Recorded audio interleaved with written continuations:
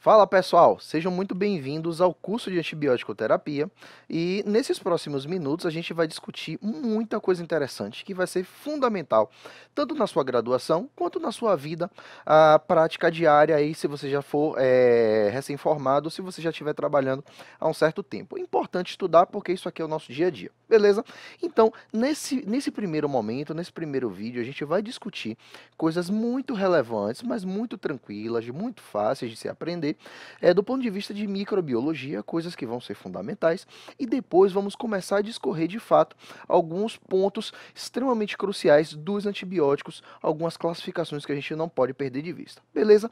Vamos lá, porque a gente vai precisar relembrar coisas básicas. Primeiro, quando a gente pensa nas bactérias, é fundamental, cara, que você saiba identificar reconhecer uma bactéria quando ela é dita gram-positiva ou gram-negativa. E o que é isso? Nada mais é do que uma espécie de um exame que a gente vai observar na microscopia óptica e quando a gente percebe nas características tintoriais, né, após uma técnica de coloração, acontece que algumas dessas bactérias vão reter mais um determinado corante e outras não vão reter tanto. Aquelas que retêm esse corante vão ser chamadas logicamente de gram-positivas e vão aparecer dessa forma, né, um tanto quanto mais roxinhas, e as gram-negativas vão aparecer à microscopia óptica mais rosinhas, porque elas não conseguem captar corretamente esse corante.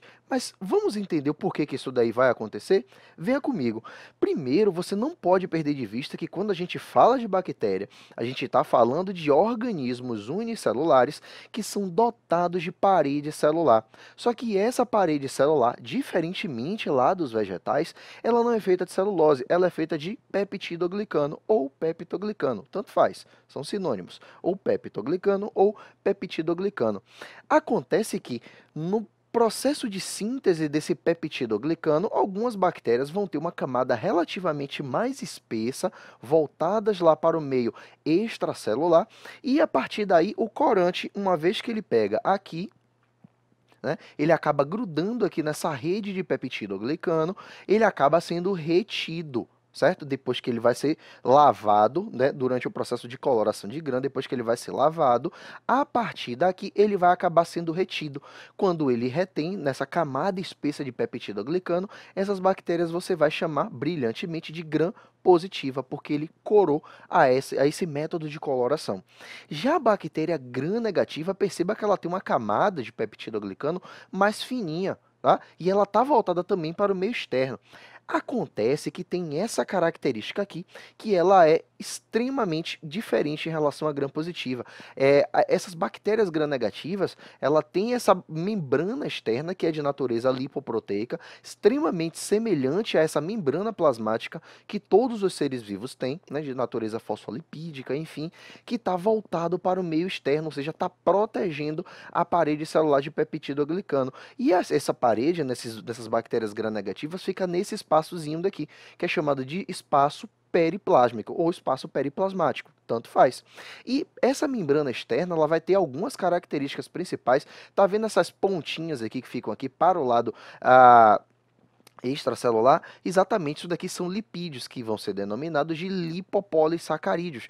Esses lipopolissacarídeos, que também são denominados de endotoxina, vão ser extremamente característicos das bactérias gram-negativas. Além disso, as bactérias gram-positivas também têm estruturas de características lipídicas, né? Do ponto de vista estruturalmente químico, vão ter diversos lipídios, que são o ácido teicoico e o ácido lipoteicoico, tá? Isso daí é uma coisa muito que chama muito atenção. A membrana plasmática, né, que é a membrana celular, vai estar presente em todas as bactérias. O que vai diferenciar uma bactéria da outra é se a camada de peptidoglicano é mais espessa, gram-positiva, e a partir daí ele retém muito melhor esse corante, ou a bactéria gram-negativa vai ter uma camadazinha mais fininha, mais delgada, e não vai conseguir reter tanto, até porque existe, ó, uma membrana externa que vai dificultar a penetração desse corante, fazendo com que ele chegue aqui com certa dificuldade no espaço periplasmático e ele não grude tanto, o corante não consiga grudar tanto nessa parede celular. Além disso, as bactérias gram-negativas têm algumas proteínas que permitem o trânsito de moléculas do meio externo para o espaço periplasmático, que são chamados de porinas. Comentei com vocês também a importância do lipopolissacarídeo, que é a endotoxina, que faz parte da constituição das bactérias gram-negativas. Lipopolissacarídeo é próprio das bactérias gram-negativas, beleza? E aqui a gente também vai ter a membrana plasmática, que é marcante, né? A gente encontra basicamente em todos os seres vivos. E nas bactérias gram-positivas e negativas também não vai ser diferente. Acontece que, fazendo um pequeno parêntese, como a gente falou para vocês que essa parede celular é de natureza de peptoglicano e não de celulose, lá como acontece com os vegetais, quando você quiser se referir ao coletivo de bactéria, pelo amor de Deus, não chame isso de flora. Você vai ficar ouvindo muito falar por aí, flora bacteriana de determinado paciente e tal. Não, gente, isso aqui não é vegetal, isso aqui não é planta, isso aqui é bactéria. Coletivo de bactéria, tu vai chamar de microbiota, beleza? Aluno do Sanaflix não chama coletivo de bactéria de flora bacteriana. Isso não existe, não é planta, isso aqui não é vegetal, é bactéria. Fechou parêntese. E eu preciso só te lembrar uma determinada característica, porque isso vai guiar uma coisa importantíssima lá na frente, quando eu estiver falando de mecanismos básicos de resistência bacteriana aos antibióticos.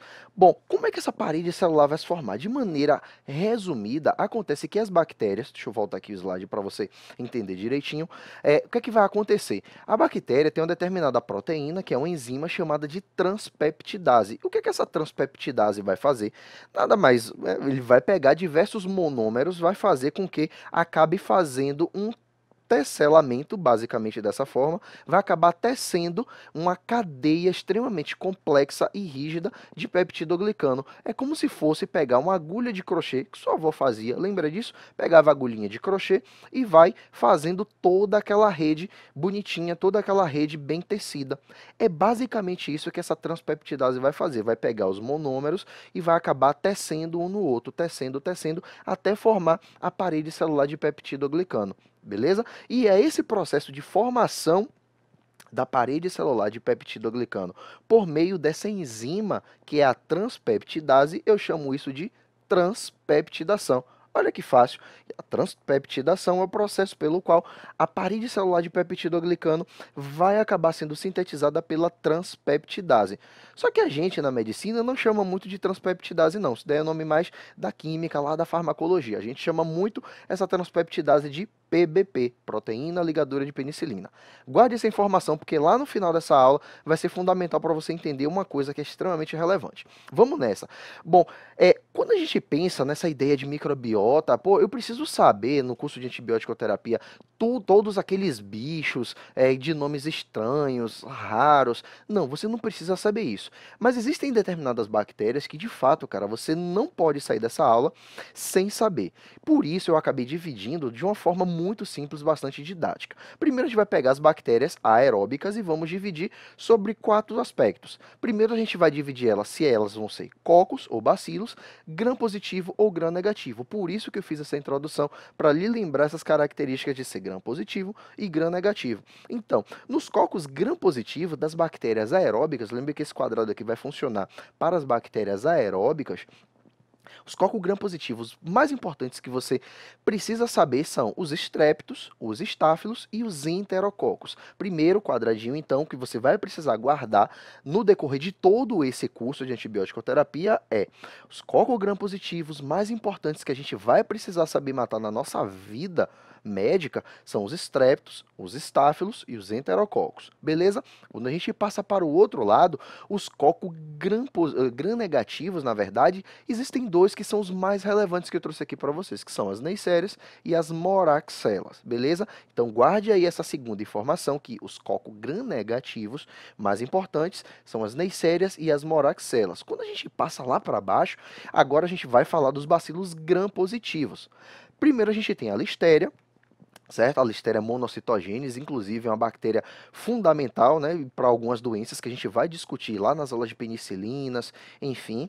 E o Clostridium. E aqui eu gostaria de chamar a sua atenção, porque, embora o Clostridium esteja aqui, né, pelo fato de ser um bacilo gram-positivo, ele é um germe anaeróbico. Então, eu queria que você puxasse aí com sua canetinha, pausasse o vídeo e fizesse aí uma observaçãozinha no post-it, no seu caderno, para poder guardar essa informação, tá bom? E aí, quando a gente vai falar, por fim, dos bacilos gram-negativos, existem várias bactérias aqui, certo? Extremamente relevantes, só que eu decidi pegar apenas três grupos. Primeiro que você precisa saber são as pseudomonas, depois os hemófilos e também, por fim, mas não menos importante, as enterobactérias. Só que enterobactéria, do ponto de vista filogenético, é um grupo extremamente inchado, é um grupo extremamente grande, e aqui eu precisei reduzir a quantidade de bactérias que você vai precisar saber. Primeiro, a Escherichia coli, lógico que você tem que saber matar uma Escherichia, Klebsiella, Shigella e Salmonella. Só que entenda, quando eu falo em enterobactéria, eu estou falando de uma quantidade praticamente infinita de bactérias que estão aqui. Mas eu queria que você guardasse essas quatro, porque essas quatro vão ser muito relevantes no decorrer do nosso curso. Por fim, a gente tem algumas outras bactérias que eu chamo de bactérias esquisitas, estranhas, mas que você vai precisar saber matar também, são essas daqui. Você tem as micobactérias, logicamente, né? A gente vai falar disso também. As clamídias, os micoplasmas, bactérias que são desprovidas de parede celular, inclusive, tá? E as treponemas, certo? E aí, quando falo de treponema, bote aqui no bolo também a leptospira, a gente está falando basicamente aqui de espiroquetas. Esse, galera, é o slide mais importante desse vídeo de hoje, tá bom? Queria que você guardasse isso daqui porque ele vai ser fundamental. Vamos lá, a gente tem muita coisa interessante para poder discutir, e aí de fato a gente vai falar um pouco do que é antibiótico. Bom, do ponto de vista de conceito, o professor Penilton, ele caracteriza, né, na verdade ele define os antibióticos como sendo toda e qualquer substância química que tem uma ação inibitória sobre a reprodução dos micro-organismos ou que provoque sua destruição direta. Isso daqui é a definição do livro de farmacologia do professor Penilton. E aí ele acaba fazendo algumas distinções do ponto de vista teórico. E aí ele surge, logicamente, os conceitos do que aqui vem a ser antibiótico e quimioterápico. Basicamente, de maneira resumida, os antibióticos são aqueles naturais, aqueles que são produzidos por seres vivos, e os quimioterápicos são aqueles sintéticos. Embora na prática a gente chame tudo de antibiótico. É um determinado fármaco que tem ação antibacteriana, de maneira geral a gente vai acabar denominando eles de antibióticos, tá bom? E qual é o mecanismo de ação básico? Na verdade, esses antibióticos vão acabar fazendo o seu mecanismo de ação por conta de um processo de antibiose. O que é isso? É uma substância química em que alguns seres vivos produzem que vão inibir o crescimento ou que vão acabar promovendo uma lise, uma destruição celular de um determinado outro ser vivo. É basicamente isso, é baseado na antibiose, daí o nome antibiótico, beleza? Outra coisa também que é fundamental, você vai ver muito se falar em antimicrobiano. É uma definição tanto quanto mais ampla, que vai falar de todas as substâncias químicas que têm ação ativa contra todos os micro-organismos. Aqui a gente tem antifúngico, antiviral, antiprotozoário, antibacteriano de maneira geral, que é o nosso foco de discussão aqui nesse curso. Enfim, você vai perceber que existe muito essa definição do que é antimicrobiano. Bom, rapidamente, lembre que os antibióticos, na verdade, a gente já tem muito contato com ele, inclusive desde o século retrasado. Só que do ponto de vista histórico é muito marcado. Lá na década de 20, você já deve ter ouvido isso, que o Alexander Fleming acabou descobrindo a penicilina, porque ele estava cultivando lá na sua placa de Petri alguns estáfilos, e a partir daí deixou em determinado final de semana, e o estagiário, né, sempre estagiário, acabou contaminando a placa de Petri dele, e a partir daí ele percebeu que crescia um outro micro-organismo que inibia o crescimento dos seus estáfilos. Curioso que Alexander Fleming ele começou a pesquisar, isolou a molécula e aí acabou percebendo que existia uma determinada substância que inibia esse crescimento, que acabava matando os seus estáfilos que ele estava cultivando em sua plaquinha de Petri. E como essa substância era derivado de um fungo do gênero Penicillium, ele denominou brilhantemente de penicilina. Foi a partir daí que a gente acabou descobrindo as penicilinas. E na história, né, da ciência acabou acontecendo basicamente várias situações semelhantes. E aí a gente vai um pouco mais adiante, aproximadamente em 1943, perceberam que uma determinada bactéria do gênero Streptomyces acabava produzindo uma tal streptomicina, que tinha um determinado poder bactericida ou bacteriostático, a depender da dose com que se fazia isso, certo? Um pouco mais depois também, as cefalosporinas foram descobertas de uma forma um tanto quanto semelhante. O Alexander Fleming acabou descobrindo lá as penicilinas, só que ao invés do fungo do gênero Penicillium, eram fungos do gênero Cephalosporium, e aí esses fungos produziam essas substâncias que tinham o poder de lisar determinadas bactérias, e aí foram descobertas as cefalosporinas. Na história da ciência isso foi muito palpitante, foi muito marcante.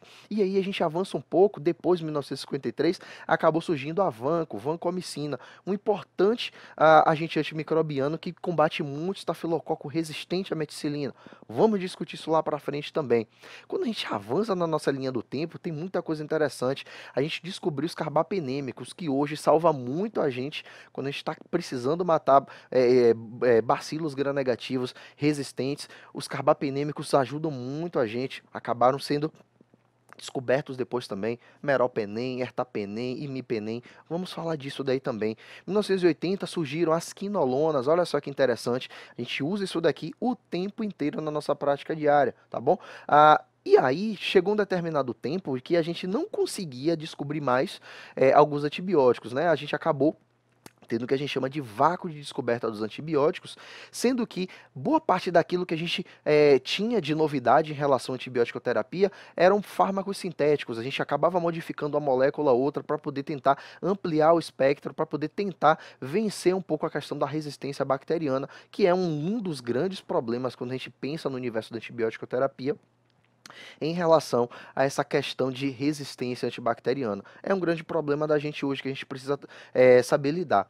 Só que a partir de 2000 a gente acabou sintetizando fármacos extremamente relevantes que ajudam muito a gente do ponto de vista de combater bactéria multiresistente. E aqui surgem diversos antibióticos que vão acabar matando os germes gram-positivos resistentes. Aqui a gente tem os lipopeptídeos, as oxazoliginonas, as glicilciclinas, né, como a tigeciclina, enfim. E a partir de 2005 a gente acabou descobrindo, na verdade, descobrindo entre aspas, a gente acabou sintetizando, né, do ponto de vista de indústria, acabou sintetizando as cefalosporinas de quinta geração, ceftobiprole, ceftarolina, coisas que a gente vai discutir com muito mais afinco nos próximos vídeos. Então perceba que essa linha do tempo mostra pra gente que a gente o tempo inteiro veio descobrindo alguns antibióticos e depois acabou tendo essa escassez de descoberta, e a partir daí a gente vai sintetizando, vai modificando as moléculas, as estruturas para poder vencer a resistência antibacteriana, a resistência bacteriana, porque é uma coisa muito comum da nossa prática diária. A gente precisa estar atento em relação a isso. Beleza?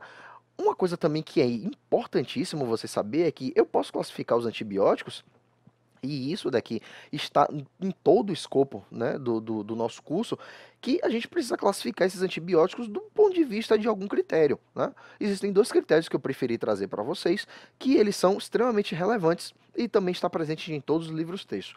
Em relação ao mecanismo de ação, eu posso caracterizar, né, eu posso dividir os antibióticos em antibióticos que inibem a síntese de parede bacteriana e a partir daí acabam matando essas bactérias por lise celular, que são os beta-lactâmicos e os glicopeptídeos. Só que quando eu falo em beta-lactâmico, é um grupo extremamente grande que tem muito antibiótico aí guardado aí nesse meio.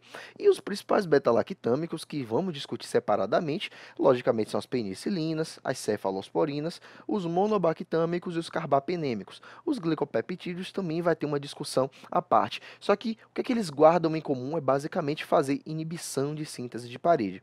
Só que existem outros antibióticos que vão, ó, inibir a síntese de proteínas, e aí também existem vários, por exemplo, os macrolídeos, as lincosamidas, né?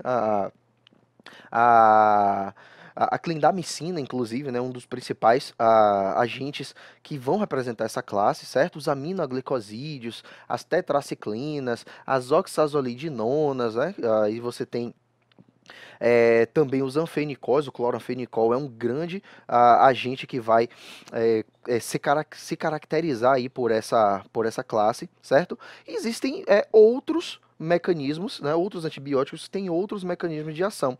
Por exemplo, você tem as sulfonamidas, que são antimetabólicos, que vão acabar inibindo, antagonizando a síntese do ácido fólico, vamos ver isso também. Temos as quinolonas, que vão acabar inibindo a síntese do DNA por conta de inibições enzimáticas. Os imidazólicos, que estão relacionados com reações de oxirredução. Os lipopeptídeos, por exemplo, a daptomicina também, né, que vai ter muita importância lá quando a gente estiver falando de estáfilo resistente à meticilina ou oxacilina. Vocês vão aprender isso daqui direitinho.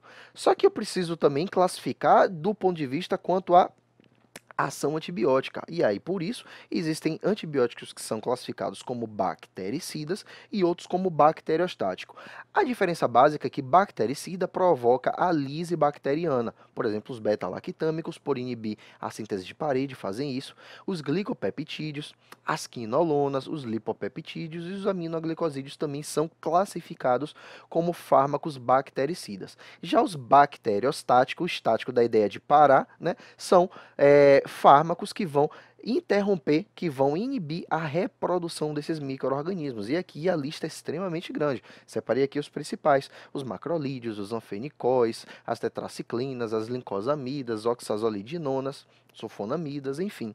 Só que ainda assim existem fármacos que fazem as duas coisas ao mesmo tempo. Logicamente vai depender do germe em questão que ele está combatendo e depende também da dose. Por exemplo, as sulfonamidas, a eritromicina, que é um dos primeiros macrolídeos que acabaram surgindo, os nitrofurano de maneira geral, e a nitrofurantoína é o principal representante dessa classe. Enfim, você precisa estar atento com isso daqui. Se o fármaco ele é bacteriostático ou se ele é bactericida, vai ter determinadas relevâncias para algumas infecções. Beleza? Essa é a classificação que eu gostaria de que você soubesse aí na sua cabeça. Uma coisa fundamental, galera, também que eu queria muito chamar sua atenção nesse momento inicial, nesse nosso primeiro contato, nesse primeiro bate-papo. Por favor, tire da sua cabeça de que antibiótico induz resistência bacteriana. Isso não existe, galera. Isso não existe. Na verdade, o antibiótico ele acaba selecionando aquelas bactérias que são naturalmente resistentes. E o que é que confere resistência a esses antibióticos? São vários mecanismos, mas os principais são por meio de mutação ou de recombinação genética. É isso daqui que vai configurar, que vai caracterizar uma determinada resistência bacteriana a esses antibióticos. Então, se você vir algum dos seus coleguinhas ou algum dos seus professores falando que determinada bactéria ou determinado antibiótico induziu resistência, tem ali na sua cabeça, né, de que não é que ele induz resistência, ele acaba selecionando, tá? E o que é que confere essa resistência? São basicamente as mutações e as recombinações genéticas que acontecem no material genético das bactérias. Beleza? Guarde essa observação porque ela é fundamental também. Vamos lá. E aí, quando eu estou no contexto de resistências bacterianas, existem várias, só que eu queria que você lembrasse as principais. Por exemplo, existe uma determinada resistência que é muito comum de diversos germes que estão relacionados com os beta-lactâmicos. Por exemplo, a baixa afinidade da transpeptidase. O que é isso? Lembra naquele slide inicial que eu expliquei como é que acontecia o processo de transpeptidação, o processo de formação da cadeia de peptidoglicano, que era por meio da transpeptidase, que acabava tecendo, era a agulha do tricô, do crochê, que acabava sintetizando aquelas camadas, aquele emaranhado de peptidoglicano. Pois é, acontece, galera, que essa transpeptidase, que é uma enzima bacteriana, ela pode ter alguma conformação tridimensional diferente. E aí, isso daí não favorece com que o antibiótico encaixe corretamente, né? E aí, uma vez que esse antibiótico não encaixe corretamente, por exemplo, o beta-lactâmico, ele acaba não promovendo o seu mecanismo de ação e a parede bacteriana acaba não sendo lisada. Então, de fato, por meio de mutação ou de recombinação genética de maneira geral, acontece que algumas bactérias têm essa transpeptidase ou PBP, lembra que eu falei que era sinônimo? A proteína ligadura de penicilina, ela tem uma conformação tridimensional diferente. Isso faz com que ela tenha baixa afinidade pelo beta-lactâmico. E a partir daí, quando você tem uma configuração tridimensional não muito boa, o encaixe não ocorre perfeitamente. E a partir daí, o mecanismo de ação acaba justamente não acontecendo e a cadeia de peptidoglicano acaba se mantendo íntegra, fazendo com que esse antibiótico acabe perdendo o seu efeito. Esse é um dos mecanismos básicos de resistência aos beta-lactâmicos. Vamos falar disso com muito mais profundidade daqui para frente nos próximos vídeos. Outra coisa, a produção de beta-lactamase. Você já ouviu isso daqui, eu tenho certeza, muitas das vezes. E o que é isso? Na verdade, eu estou falando de beta-lactamase, não é uma molécula só, eu estou falando de um grupo enorme de moléculas que fazem basicamente a clivagem do anel beta-lactâmico. O anel beta-lactâmico ele é comum a todos os fármacos beta-lactâmicos, e isso daqui leia penicilina, cefalosporina, carbapenêmico e monobactâmico. Vão ter esse anelzinho aí vermelhinho destacado para vocês. Acontece que essa beta-lactamase é uma proteína, tá? Que a bactéria produz, e a partir daí, uma vez que ela produz essa enzima, né, essa proteína, que vai acabar clivando o anel beta-lactâmico, fazendo com que o antibiótico beta-lactâmico perca o seu efeito. E aí existem, né, beta-lactamases simples e existem algumas beta-lactamases do mal, que a gente vai falar em vídeos mais para frente. E aí, o que é que existe para a gente poder tentar coibir isso daqui, a gente acabar inibindo isso daqui? É basicamente inserir uma determinada molécula, uma determinada substância que iniba a beta-lactamase. Substância que inibe uma beta-lactamase, eu acabo chamando eles de, logicamente, inibidores de beta-lactamase. Clavulanato, sulbactam, tazobactam, são várias dessas moléculas que a gente acaba associando aos antibióticos beta-lactâmicos para poder fazer com que o anel beta-lactâmico do antibiótico não seja clivado e aí você aumente o espectro de ação dele, tá bom?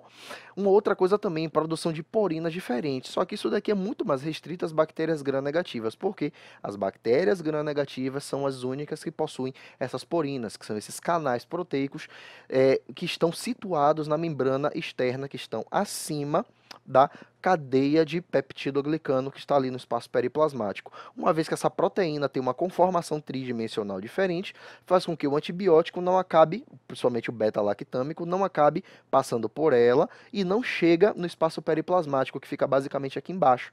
E aí, uma vez que ele não chega, a parede celular fica íntegra. E aí se configura como uma forma de resistência aos antibióticos beta-lactâmicos. Se bem que essa daqui é um tanto quanto mais rara. As duas mais comuns que eu queria que você destacasse são essas daqui, ó. Principalmente essa, produção de beta-lactamase, tá? E baixa afinidade da transpeptidase ou alteração de PBP. São as duas mais comuns que eu queria que você acabasse guardando aí de forma de resistência bacteriana, tá bom? E como eu já falei para vocês também, o que é que confere essa resistência bacteriana aos antibióticos? Basicamente as mutações e as recombinações. E quando eu estou falando de recombinação e mutação, ganha muito destaque a questão dos plasmídios, que são esses DNAs adicionais que não são essenciais à multiplicação e à vida da bactéria, mas quando eles estão presentes, esses plasmídios, eles vão acabar conferindo diversas vantagens em relação à sobrevivência, em relação à resistência bacteriana. Por exemplo, eles vão promover com que exista uma síntese de enzimas inativadoras que tenham baixa afinidade com os antibióticos, como eu acabei mostrando no slide passado. Enfim, além dessa questão dos plasmídios, a gente tem as mutações, né? Trocas basicamente de alguns genes, de alguns nucleotídeos que vão favorecer a sobrevivência desses germes quando em contato com esses fármacos antibióticos. Por exemplo, enzimas de menor afinidade, por exemplo, a PBP alterada, tá? Alteração da permeabilidade do fármaco vai fazer com que o fármaco não consiga penetrar corretamente o meio intracelular da bactéria, modificações também de estruturas ribossomais, e aqui ganha muito destaque todos aqueles fármacos cujo mecanismo de ação é promover a inibição da síntese proteica. Essas são as formas básicas de resistência bacteriana. Beleza? Então é isso, galera. Vou ficar por aqui hoje. Continue assistindo os próximos vídeos, que vai ser importantíssimo para que você aprenda de uma vez por todas o contexto de antibiótico terapia. Um grande abraço.